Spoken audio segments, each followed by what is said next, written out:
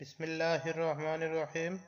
সুপ্রিয় শিক্ষার্থী, শিব্বিরস অফিসিয়াল চ্যানেলের পক্ষ থেকে সবাইকে স্বাগত।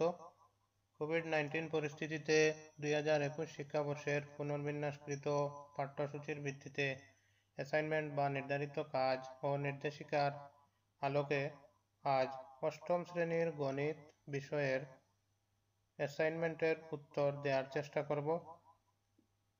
তাহলে পূর্বে প্রশ্নটি আমি পড়ে নিচ্ছি, তোমরা সবাই লক্ষ্য করবে। এখানে 3টি চিত্র দেয়া আছে উদ্দীপকে। প্রশ্নটি হচ্ছে, উপরের জ্যামিতিক চিত্রগুলো সমান রেখাংশের দৈর্ঘ্য দিয়ে তৈরি করা একটি প্যাটার্ন। ক নং প্রশ্ন, প্যাটার্নের চতুর্থ চিত্রটি তৈরি করে রেখাংশের সংখ্যা নির্ণয় করো।